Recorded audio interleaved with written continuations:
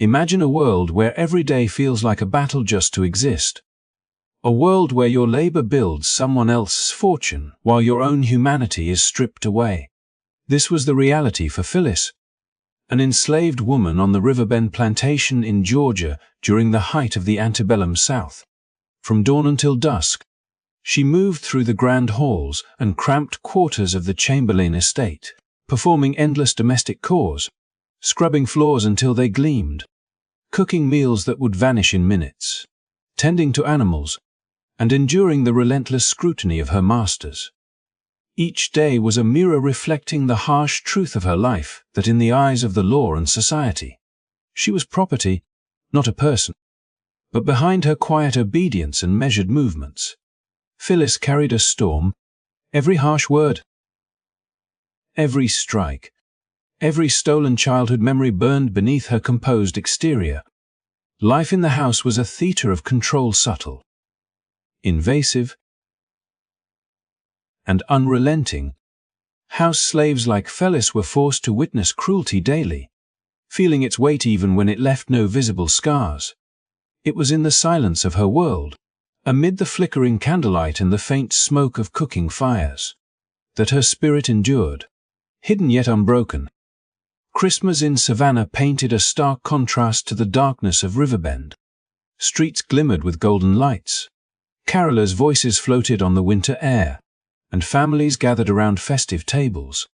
Yet just miles away, Phyllis and the other enslaved people huddled in cold, dim quarters, their hunger and exhaustion masked by the faint glow of a dying fire.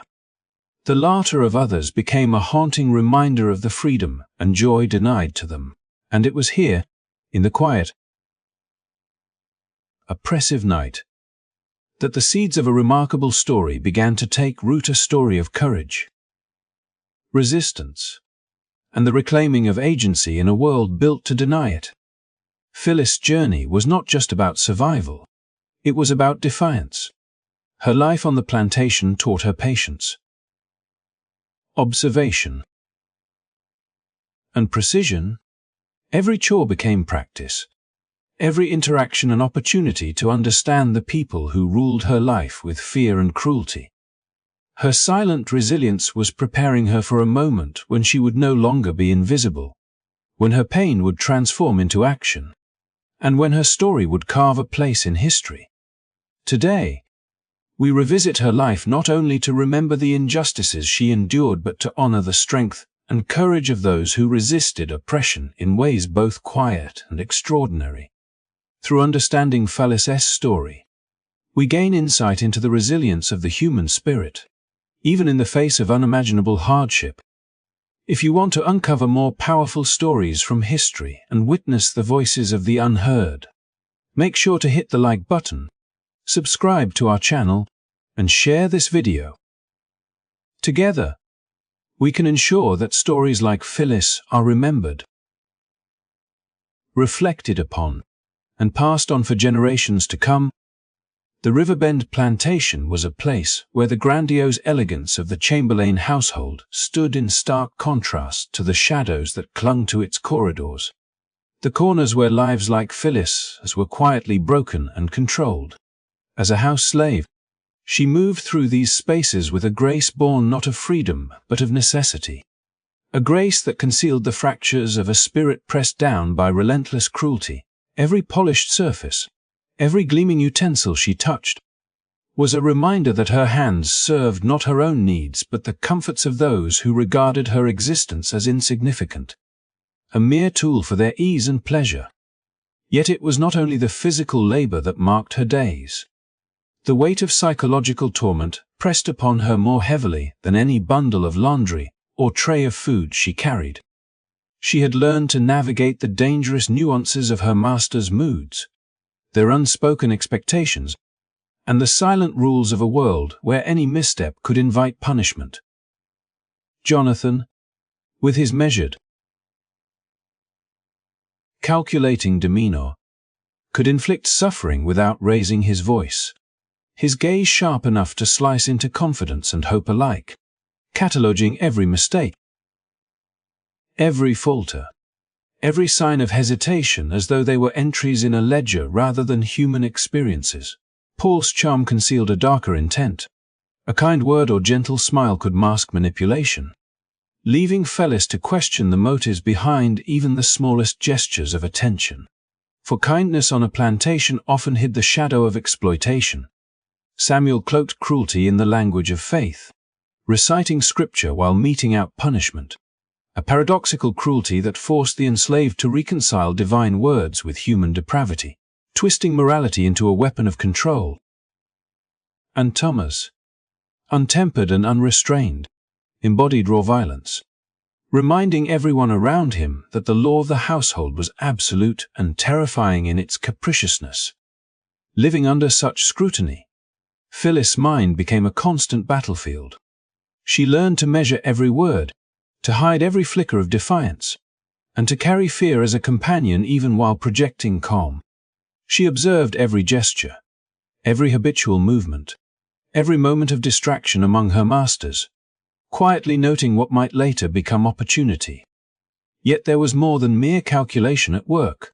There was the constant ache of injustice, the quiet grief of dreams deferred and erased, the memory of loved ones taken away, and the endless, suffocating awareness that her body and presence were never entirely her own. Each day, she endured the subtle violations of autonomy that whispered through her life, shaping her perception of the world into one of vigilance, patience, and deep, simmering awareness. The plantation itself became a prison in its minutiae. The rooms she cleaned and polished were both her arena and her cage. The soft, scented candles meant to illuminate festive tables and gatherings were indifferent witnesses to her suffering. Even the air she breathed, heavy with the aromas of cooking and the distant sweetness of the city's festivities, seemed laced with reminders that she was apart from the freedom and joy others took for granted. Nights were no reprieve. The small, frigid spaces she was allotted were not merely uncomfortable but symbolic of the marginalization and vulnerability imposed upon her every waking moment. In these spaces, silence was enforced not only by fear of punishment, but by the invisible structures of oppression that dictated who could speak, when, and in what manner. The quiet of the night became a mirror reflecting the absence of choice, the absence of safety, the absence of self-determination. Yet, within the weight of this oppression, Phyllis carried fragments of resistance. Memory became sanctuary. She held on to the faces of her family, the fleeting glimpses of care she once knew, and the distant stories of her ancestors who had survived hardships long before her own. These memories were more than nostalgia. They were acts of preservation, conscious efforts to maintain a sense of identity in a system that sought to erase it. Through them, she nurtured the spark of defiance, even as every day required its suppression for survival. She observed the subtle patterns of her masters' behaviors, noting hours of indulgence, weaknesses masked by arrogance, and the predictable rhythms that would one day inform her own choices. Every task, performed under duress, became an education in patience and precision. Every meal prepared, every floor scrubbed, every utensil polished was practice in moving unseen, in acting while remaining invisible, in carrying out duties with efficiency while gathering knowledge for the day when her silence might give way to action. The psychological torment of her life was inseparable from its physical demands. The unseen injuries, the erasure of autonomy, the enforced compliance, the constant vigilance were more binding than chains. She learned the cruel calculus of power, how submission could preserve life, how concealment could prevent immediate harm, how endurance could turn suffering into knowledge. And yet, the mind that had been forced into such careful discipline refused to break entirely. It adapted, storing memory and pain alike as fuel for the future, transforming trauma into awareness and fear into foresight. Even as Phyllis moved through the household with measured steps, a servant to those who sought to dominate her existence, her inner world remained unconquered. She understood the fragility of human morality, the ease with which cruelty could masquerade as order, and the resilience required simply to survive.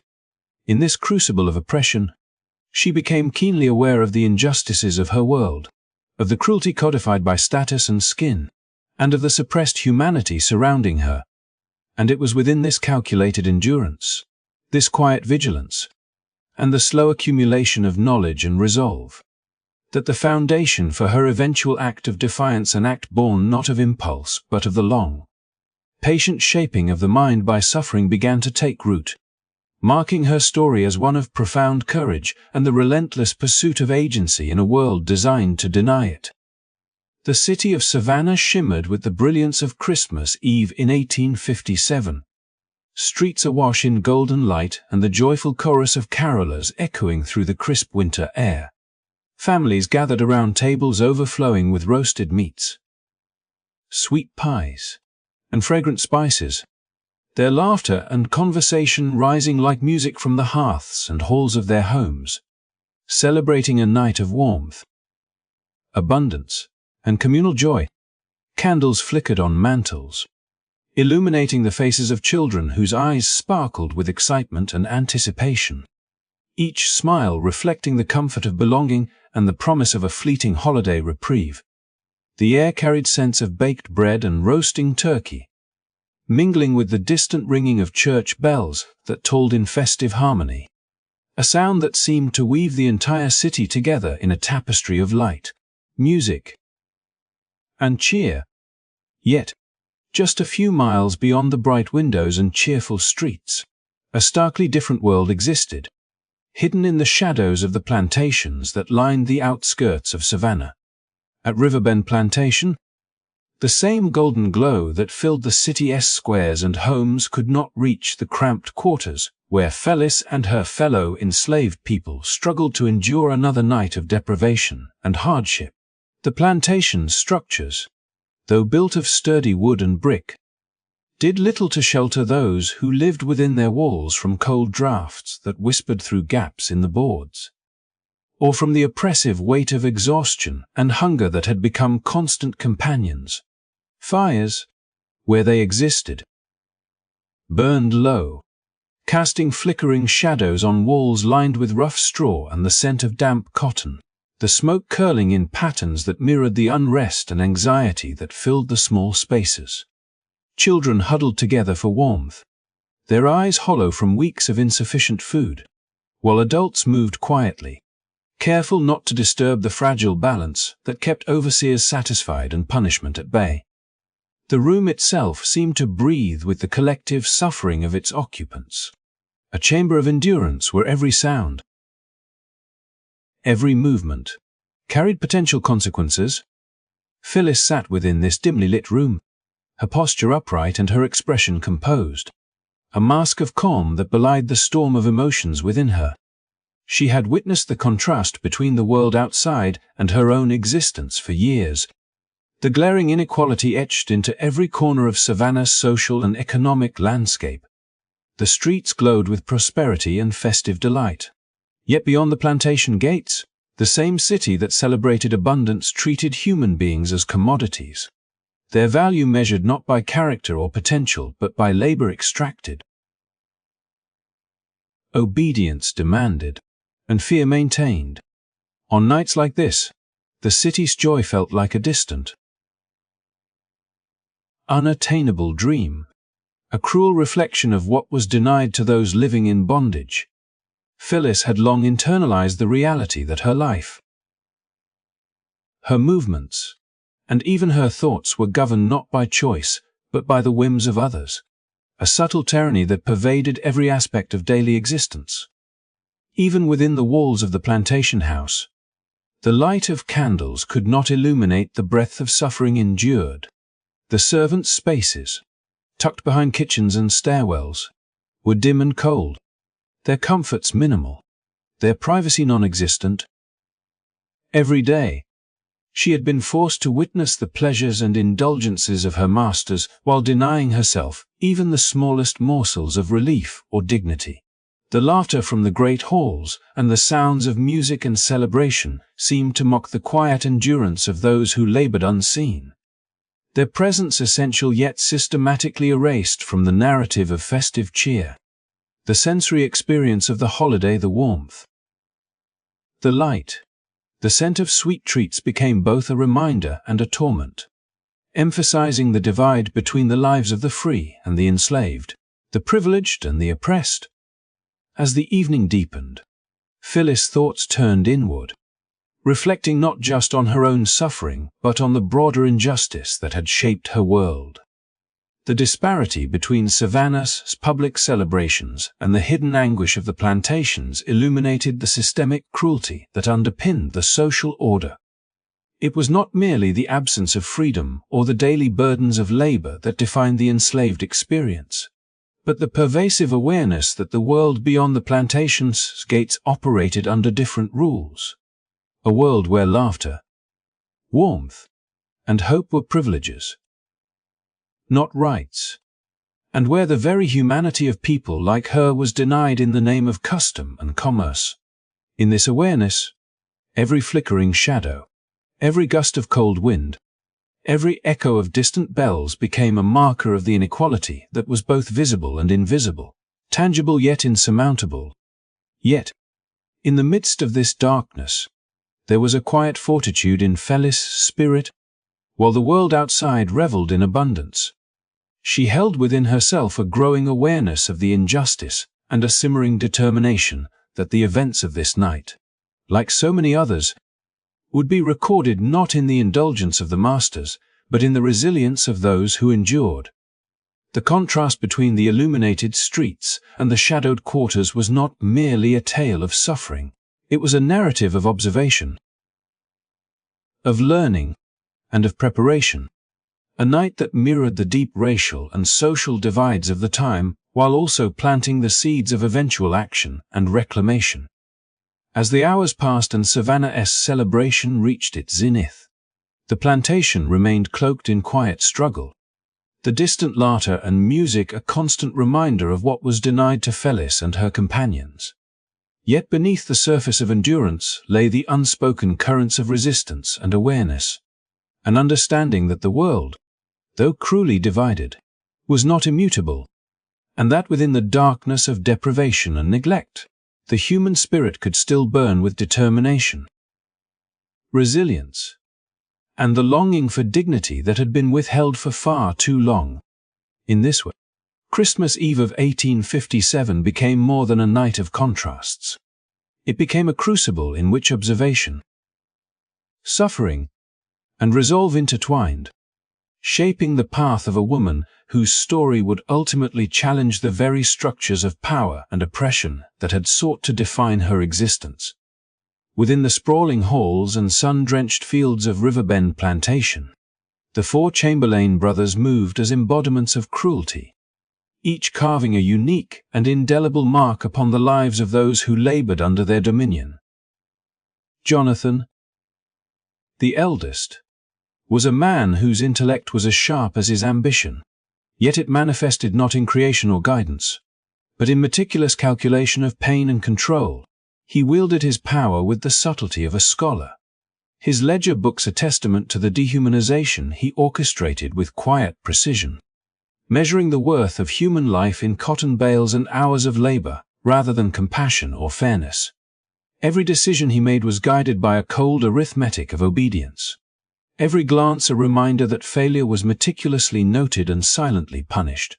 To the enslaved, Jonathan's cruelty was invisible yet all-encompassing, an ever-present shadow in the spaces where light might otherwise offer solace, a psychological grip as effective as any lash, reminding those under his authority that their existence was quantified and disposable. Paul, the second brother, offered a very different form of malevolence. His charm a veil for intentions far darker than any open act of aggression. He moved through the household with the ease of a man accustomed to being admired, his words soft and measured, his smile disarmingly gentle, yet each gesture held the weight of subtle manipulation. Children, new arrivals, and even the older servants were caught in the currents of his seeming kindness, lured into trust only to discover that what he promised in safety was often a prelude to suffering. His benevolence a carefully constructed trap. Where Jonathan's cruelty was methodical, Paul's was insidious, invisible to outsiders and devastating to those who learned too late that deception could wound as sharply as a whip. His actions fractured innocence and trust, leaving in their wake not only physical consequences but scars upon the mind, a quiet terror that lingered far longer than any visible mark. Samuel, the preacher among them, cloaked his cruelty in the language of faith, twisting words of Scripture into instruments of oppression. He recited psalms and blessings while orchestrating punishments that inflicted pain as if it were divine will, performing brutality under the guise of moral or spiritual rectitude. To those enslaved under his oversight, every lash, every command, and every expectation carried the weight of sanctified authority, making disobedience not only dangerous but a sin in a world where survival demanded compliance. Samuel's manipulations went beyond immediate physical suffering, infecting the moral and spiritual lives of those around him, teaching that endurance and submission were virtuous and that resistance was both perilous and impious.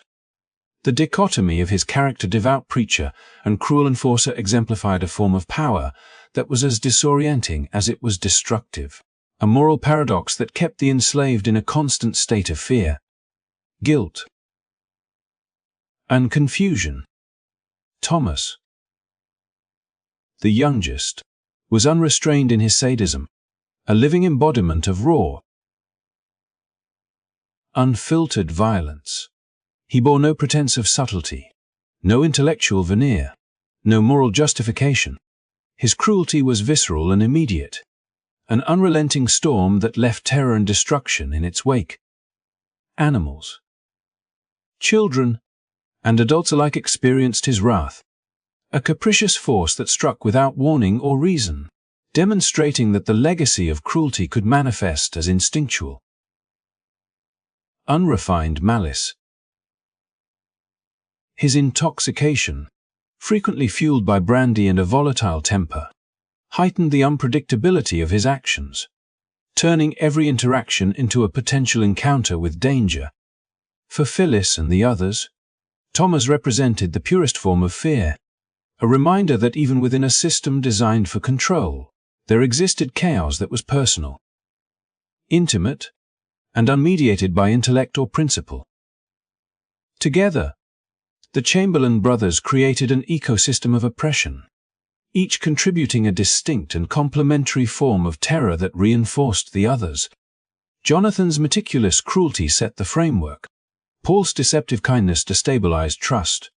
Samuel's religious manipulation corrupted moral understanding, and Thomas' unpredictable violence enforced immediate compliance through fear. Their combined presence turned the plantation into a crucible of psychological and physical endurance, where the enslaved were constantly monitored, measured, and manipulated in ways that transcended the purely physical. The hierarchy of cruelty was carefully maintained, with each brother's personality and methods amplifying the effect of the others, ensuring that the plantation remained not merely a place of labor, but a theater of control, fear, and domination. For Phyllis, navigating this landscape required vigilance, observation, and an acute understanding of human behavior. She learned to interpret gestures, tone, and habit, reading the subtle cues of each brother's disposition to anticipate potential dangers and avoid immediate retribution. Every action became an exercise in calculation and endurance, from preparing meals to moving through hallways, from polishing silver to observing the brothers' patterns of indulgence and distraction. Her awareness extended beyond mere survival. It became a form of silent resistance, a mental mapping of vulnerabilities, timing, and opportunity that would one day shape her response to the environment she endured. The men who believed themselves untouchable were, in their arrogance and cruelty, preparing the stage for a reckoning they could neither foresee nor prevent. The Riverbend plantation was thus more than a physical space. It was a reflection of human depravity, a structured ecosystem in which power, cruelty, and fear were codified into daily existence. Each brother, in his own way, contributed to a world where control was absolute, compliance was mandatory, and hope was systematically suppressed. Yet, within this oppressive environment, Phyllis cultivated observation, patience, and strategic thinking, internalizing the lessons of her master's behavior even as she endured their relentless oppression. Her life became an intricate dance between submission and awareness, a testament to the resilience of the human spirit even in the face of meticulously orchestrated cruelty, where every act of brutality, every manipulation, and every threat of violence was recorded, analyzed, and stored as knowledge for the day when she would claim agency over her own destiny, transforming the suffering imposed upon her into the foundation of her courage and eventual action. Among the shadows of Riverbend Plantation, where every corner seemed to carry the weight of oppression and the echo of suffering, Phyllis had once discovered a fleeting glimmer of hope, embodied in the figure of Isaiah. He was not just another enslaved worker, a faceless participant in the daily grind of cotton fields and domestic toil. He was a man who moved with a quiet dignity, whose posture and presence seemed to proclaim, without words, that the chains imposed upon him could not wholly contain his spirit.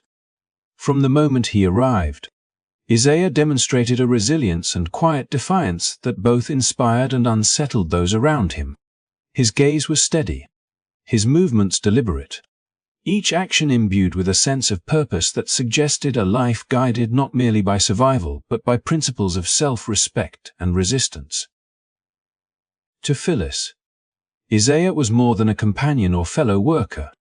He was a mirror in which she glimpsed the possibility of freedom and moral integrity, a symbol of the resilience that could exist even under the most crushing conditions. He carried himself with a calm authority that demanded attention without raising a voice, his quiet strength a stark contrast to the chaos and brutality imposed by the Chamberlain brothers. In the early days of their acquaintance, he offered small gestures of reassurance and solidarity, sharing glimpses of knowledge about survival and strategy, teaching through example that courage could persist even in enforced servitude.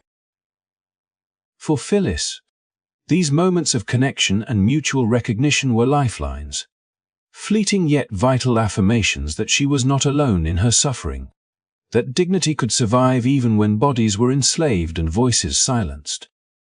Isaiah's presence infused her daily existence with a sense of possibility, a mental escape from the relentless demands of Riverbend, while she moved silently through her duties, polishing silver, tending fires, or navigating the corridors of the plantation house. Thoughts of him offered a momentary reprieve from the crushing weight of enforced submission. His laughter, rare and soft, echoed in her memory like a promise, and his quiet conversations became small acts of defiance against the environment that sought to erase individuality and hope.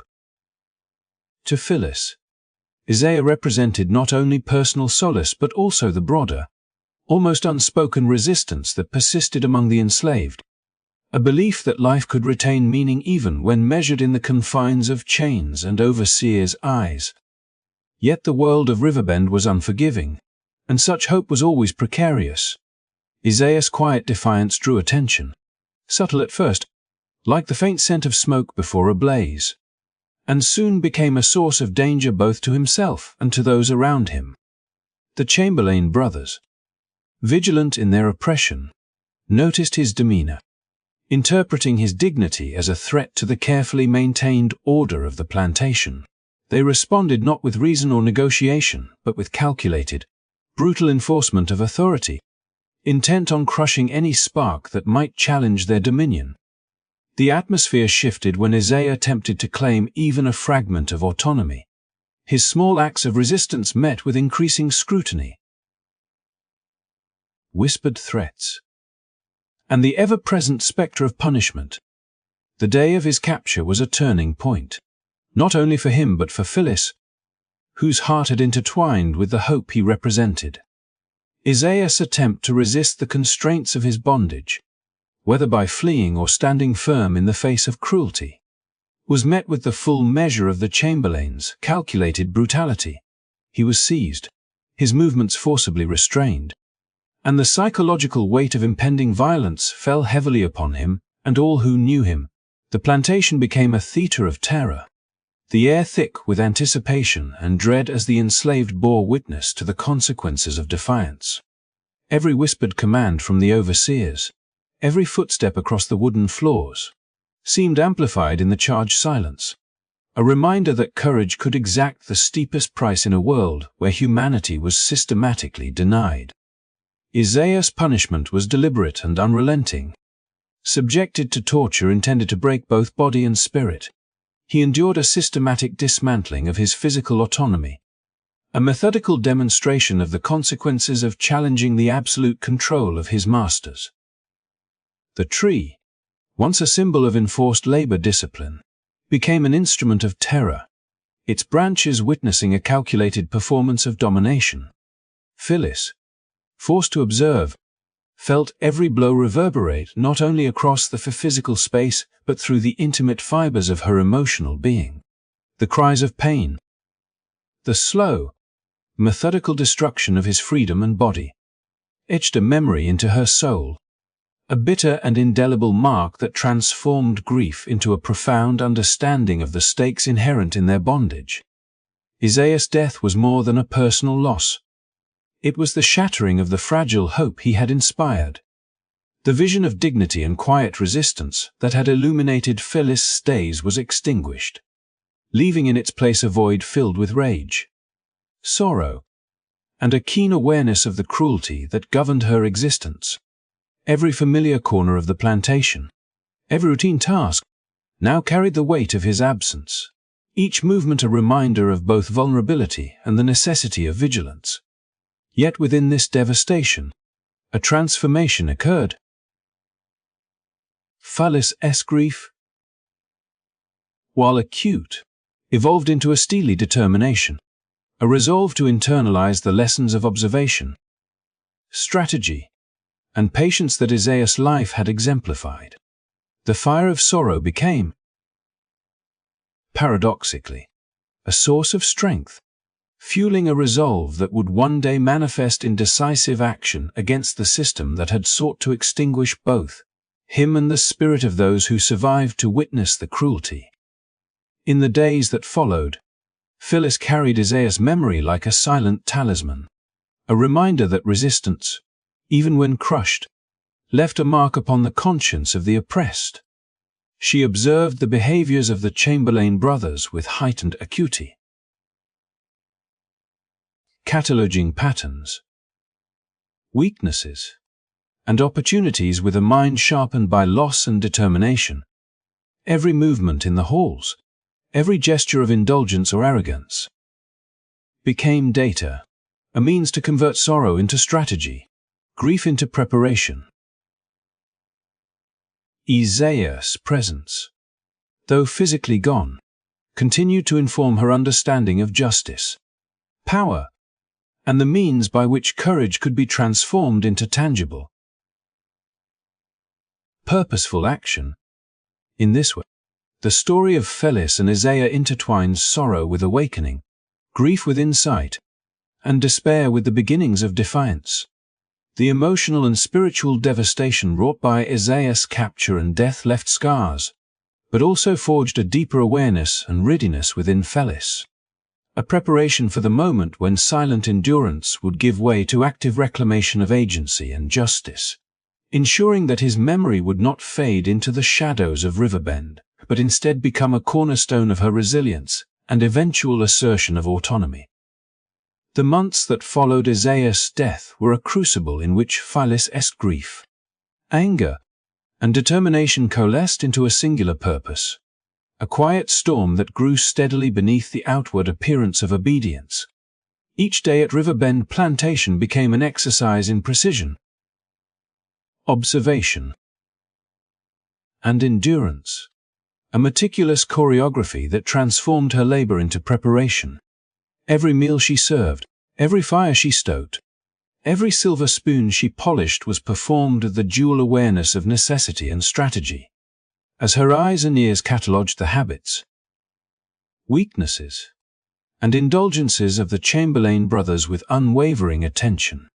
In the dim corners of the kitchen, in the narrow hallways, and under the ever-watchful gaze of the household, she moved like a shadow, learning the rhythm of their lives, noting the times they slept, drank, or lost, and committing each detail to memory, not out of idle curiosity, but with a determination forged in pain and sharpened by injustice. Her preparation was not impulsive nor driven by unbridled rage. It was the product of long, silent deliberation, a mental calculus of timing and opportunity that transformed suffering into strategy. She carried out her daily tasks with a calmness that belied the storm within. Her expressions controlled, her movements measured, as if every gesture were a rehearsal for a future act that could not be undone. The axe, cold and heavy, was not merely a tool but a symbol of agency and self-determination, an instrument through which she would reclaim the dignity systematically denied to her by a lifetime of enslavement and brutality.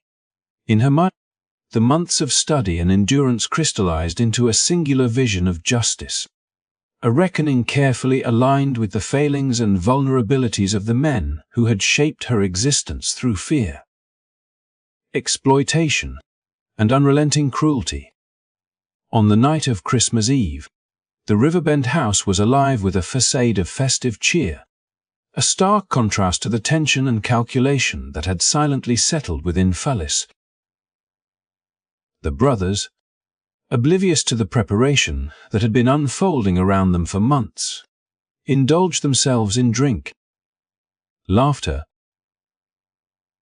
and conversation, their arrogance blinding them to the storm poised in their midst. The clinking of glasses, the murmur of polite conversation, and the soft crackle of the fire created a rhythm that Phyllis had studied for weeks. Each sound, each gesture, marking the passage of time toward the precise moment she had chosen to act.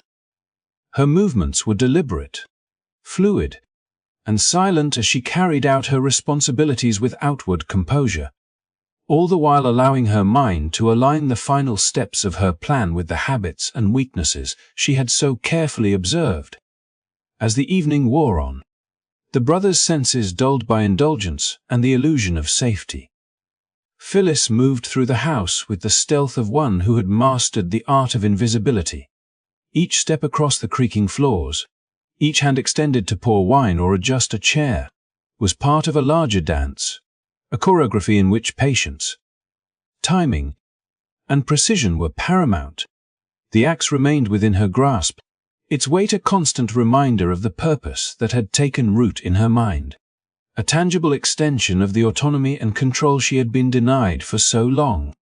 There was no hesitation in her preparation, no room for doubt, only the clarity of a plan honed by months of observation, reflection, and the unyielding desire to reclaim her life and dignity from those who had stripped it away.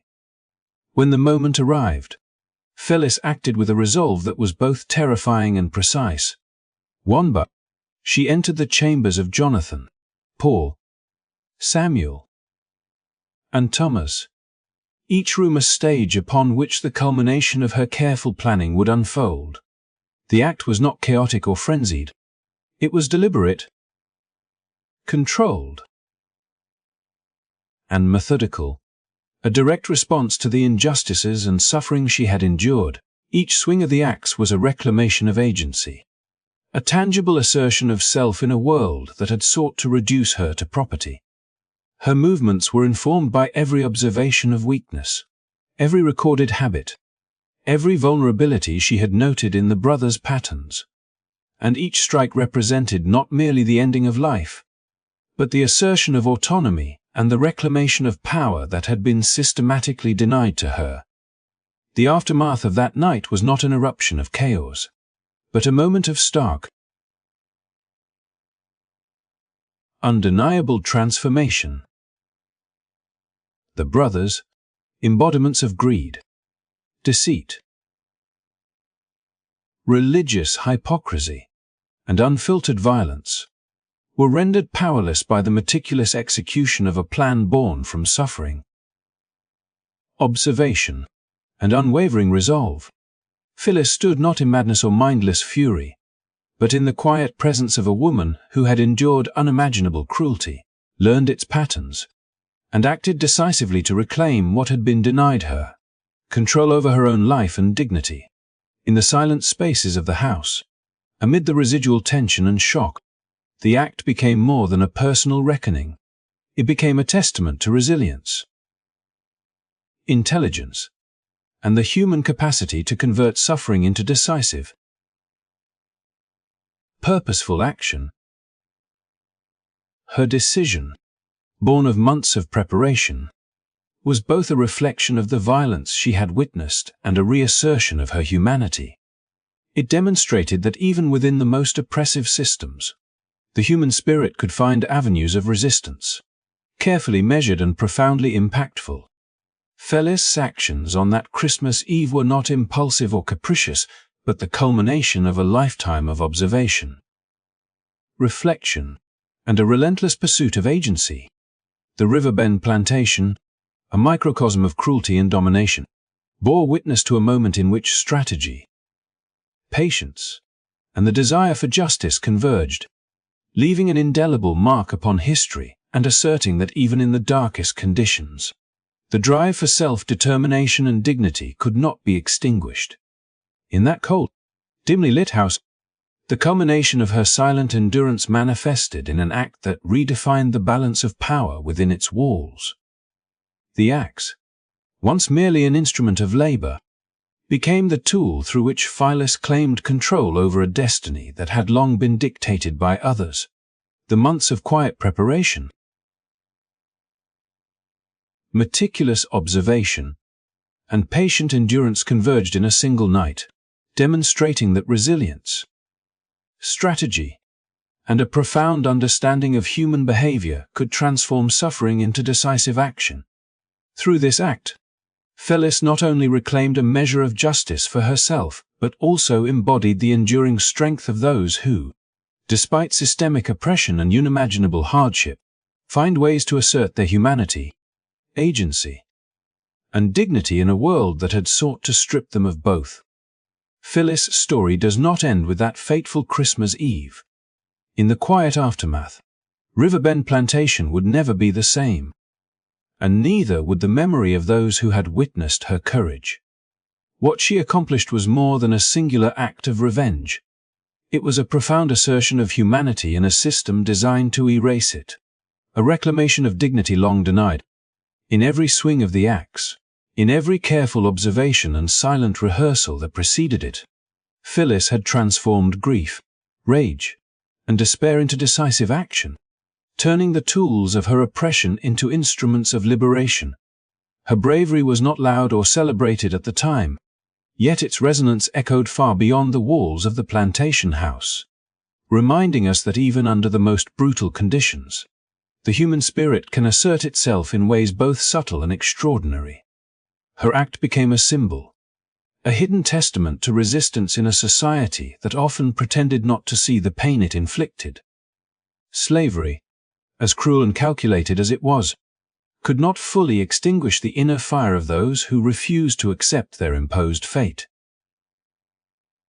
Through Phyllis, we witness the incredible resilience of the human soul, the ability to convert suffering into strategy, and despair into purposeful action, the meticulous patience, courage, and intelligence she demonstrated challenged the narratives that too often reduce enslaved people to passive victims, instead highlighting the complexity, agency, and strength that could and did emerge even in the darkest of circumstances.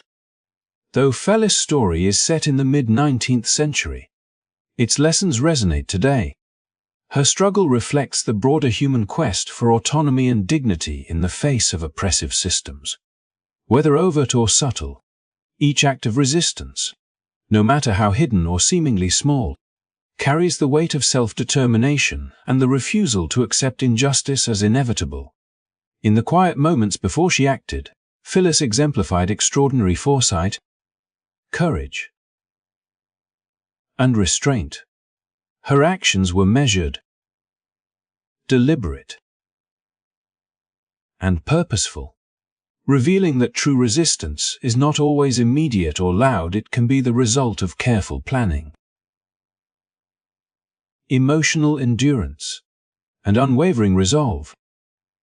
Moreover, her story reminds us that the personal and the political are often intertwined. Isaiah's life, his presence and tragic death, became a catalyst for her awakening, illustrating how individual connections and personal losses can spark broader acts of defiance against systemic oppression. In this sense, Phyllis' narrative is not just about revenge or survival, it is about the reclaiming of a self that had been systematically denied, a statement that the human spirit, even when oppressed, retains the capacity for ingenuity, moral clarity, and courage. Her legacy lies not only in the act itself but in what it represents: the persistence of hope, the assertion of agency, and the transformation of suffering into purposeful action. Phyllis' act also challenges us to reconsider the stories we tell about history.